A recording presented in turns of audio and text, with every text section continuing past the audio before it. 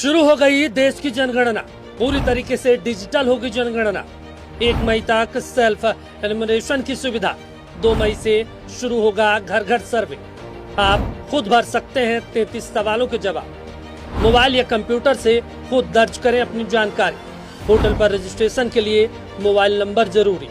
Data submit करते ही मिलेगा unique ID number. ID submit करते ही मिनटों में पूरा होगा वेरिफिकेशन। अलग अलग चूल्हे से अलग अलग परिवार माने जाएंगे। घर खाली मिला तो रिकॉर्ड में दर्ज होगा खाली मकान। फरवरी 2027 में होगी अंतिम जनसंख्या की गणना। दिनेश पाल जी, हम आप ही के पास जाएंगे आपसे एक एक रिएक्शन लेके और उसके बाद फिर आगे बढ़ेंगे। जनगणना शुरू हो गई है पूरे बिहार में, क्या लग रहा है आरजेडी का क्या स्टैंड है इस पूरे मसले को लेकर? तो पहले तो आपको शुक्रिया, आपने बहुत ही जरूरी मुद्दे पे आज बहस रखी है। और यह जनगणना जो 2021 में होनी थी, केंद्र सरकार के सुस्ती के कारण यह इसमें हो रही है। और आज से बिहार में जनगणना का स्वगणना मतलब अभी ऑनलाइन शुरू जो 1 मई तक हो गई।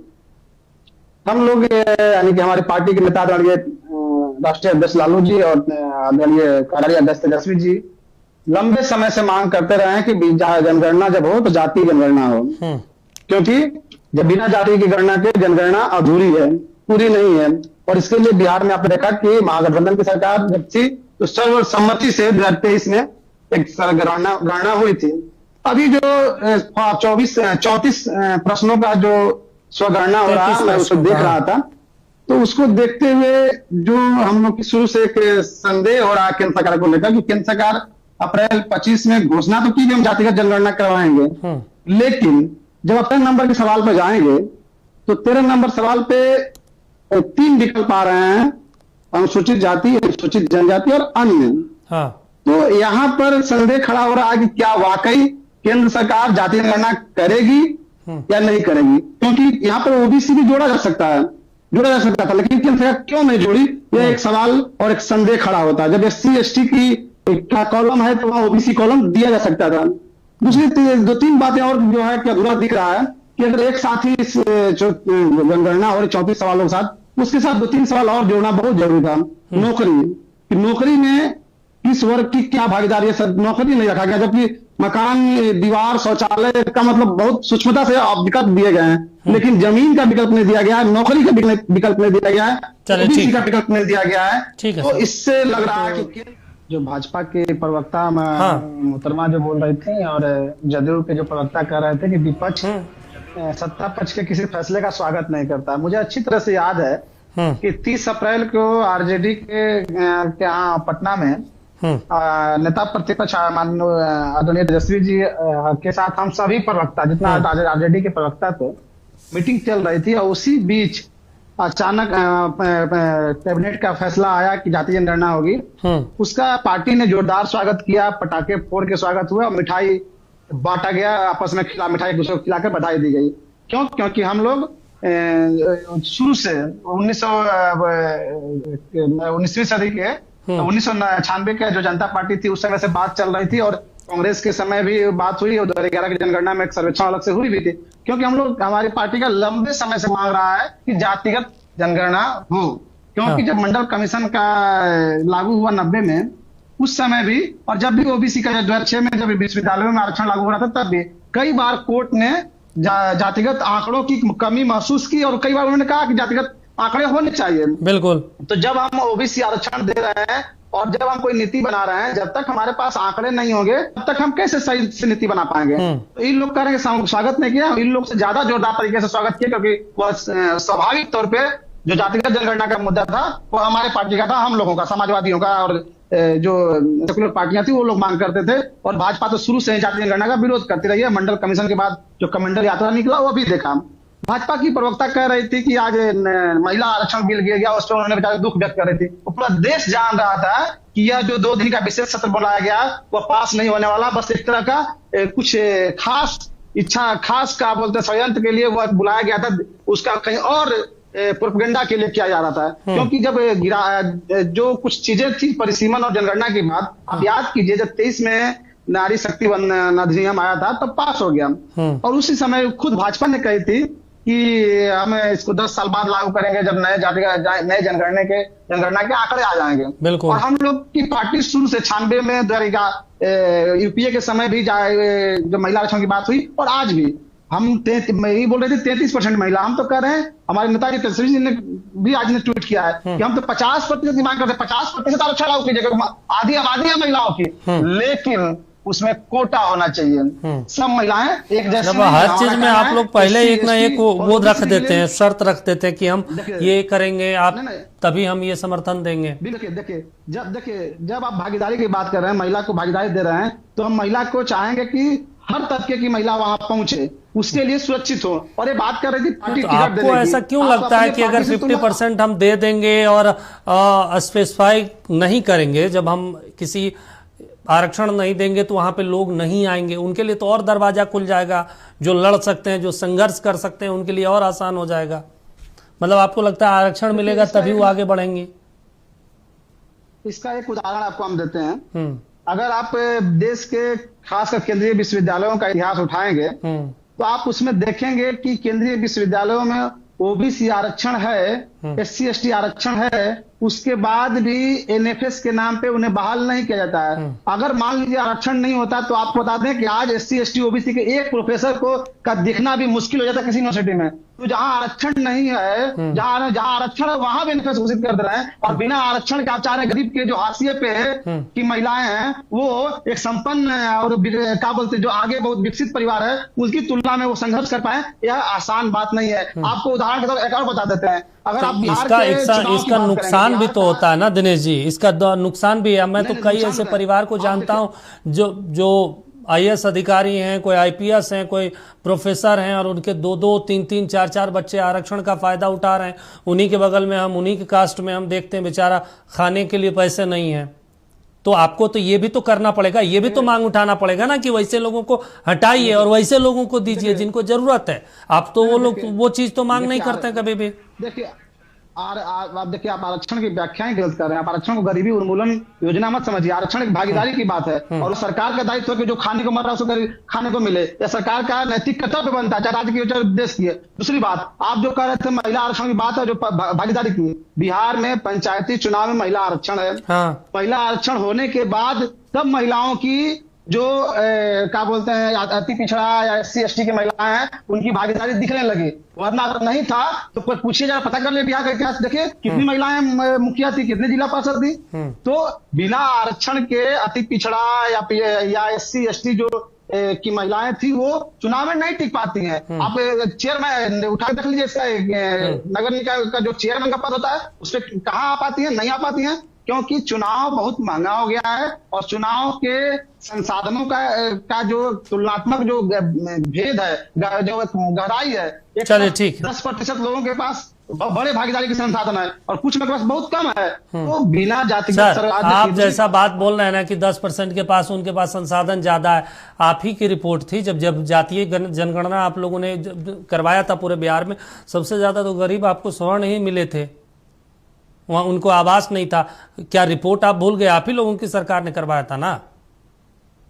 सूचना है, मतलब आप भी ऐसा मजाक कर रहे हैं दिनेश जी स्क्रीन पे बैठ के। सबसे सवर्ण आपको कौन बता दीजिए का परसेंट सबसे ज्यादा सवर्ण गरीब है? सबसे ज्यादा तो जनरल के ही पास घर नहीं है। ये तो आप ही की सरकार में, आप ही के गठबंधन में जब रिपोर्ट आया था। नहीं, कहां से आप कहां से डाटा सर, तो फिर आप एक बार बिहार वाला जो रिपोर्ट था ना वो पढ़ लीजिए एक बार फिर से। बिहार का भी खोल के बता देते हैं। ठीक है, चलिए ठीक है सर, आएंगे लौटेंगे उसके ऊपर और तमाम मुद्दों को लेकर चर्चा भी करेंगे। 10 सेकंड दीजिए, 10 सेकंड। आपने जो अभी आपने जो बिहार के सर्वेक्षण पे गलत आपने जो बयान दिया, उसका मैं खंडन करता हूँ। खंडन नहीं, 25% तो आंकड़ा सर बिहार सरकार की रिपोर्ट है ना कि गरीबी है उसमें।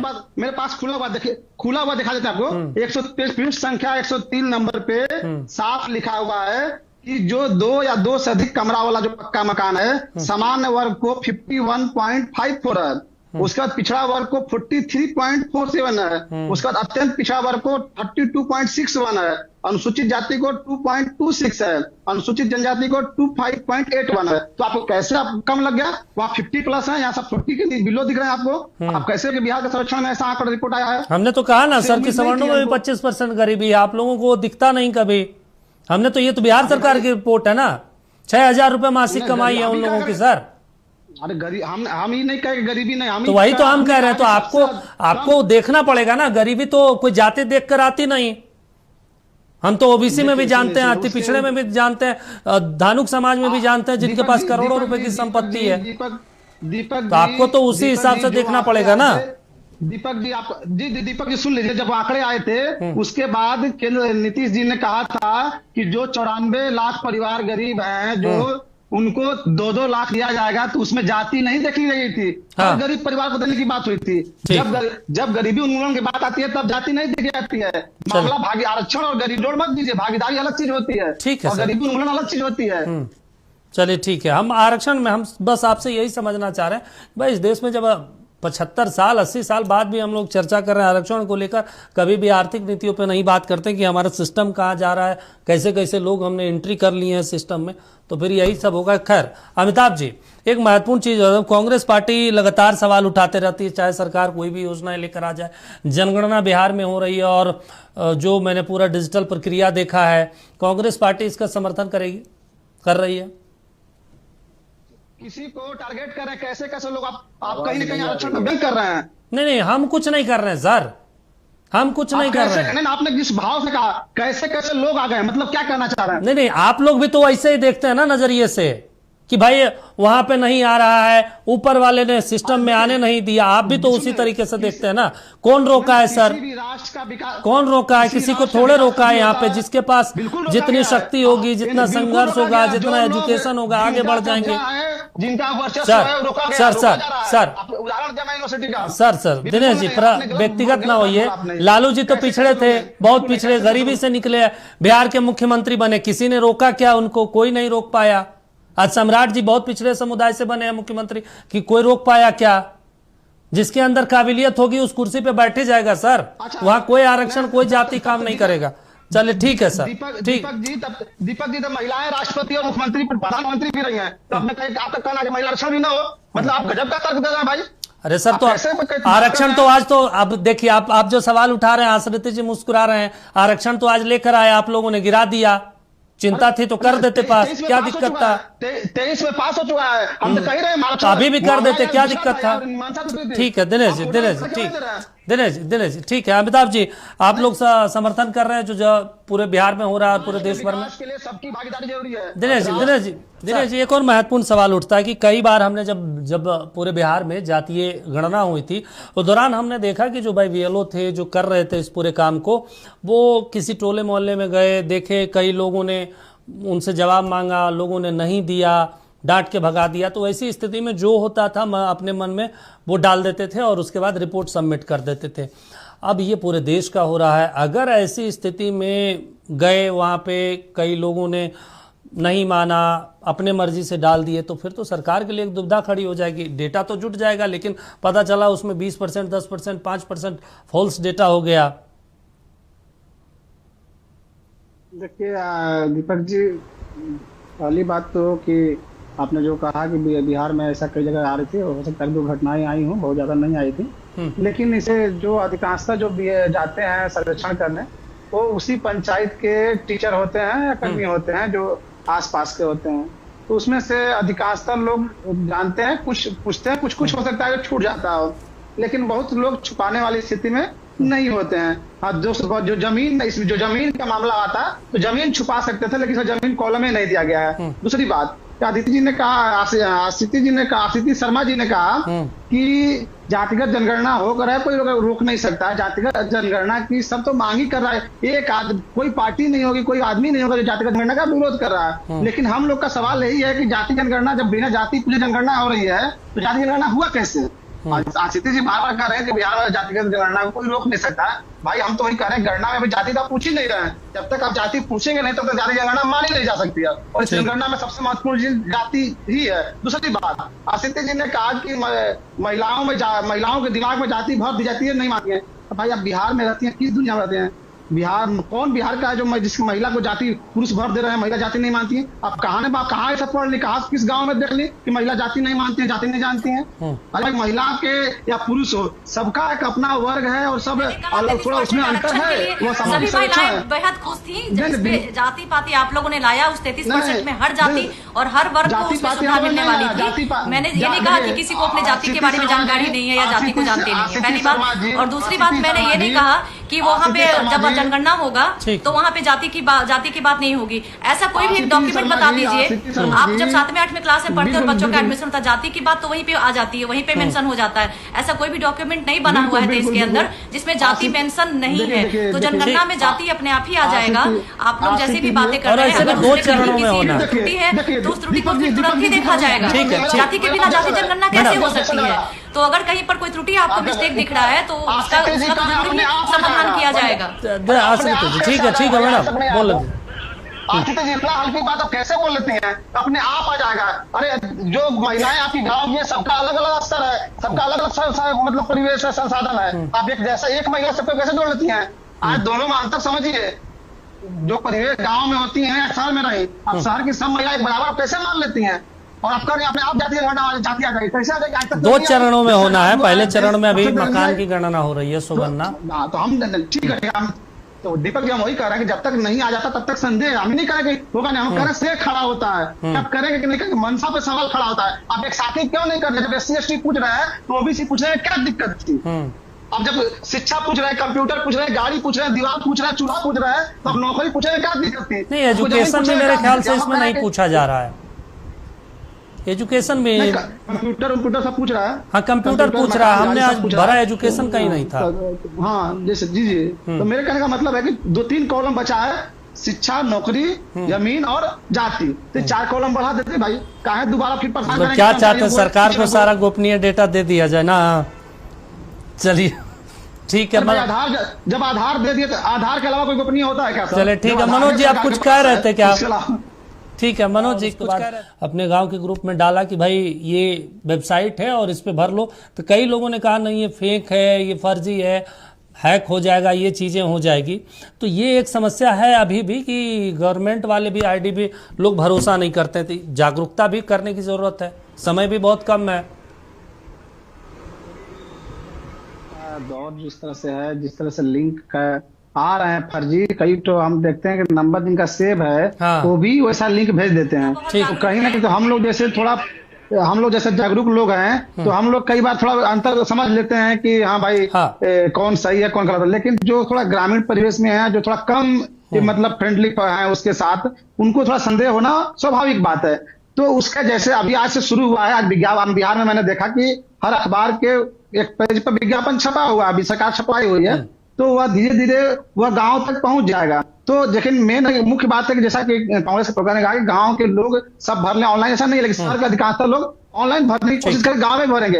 अंत में जो 2 मई के बाद जाना है, जब जाएंगे तो जाहिर सी बात है कि होगा। और देखिए हमने देखा है बचपन से सर दीपक से, जब जनगणना के लोग आते हैं तो मदद करने के लिए वहाँ आसपास के लोग खुद लोग आ जाते हैं। ठीक बात। और वहाँ जब जो मोहल्ले के लोग आ जाएंगे तो परिवार का लोग झूठ बोलने से संकोच करता है, क्योंकि सब जान रहा है। चलिए ठीक है, आश्रित जी आप कुछ कह रहे हैं, खत्म कीजिए। ठीक है।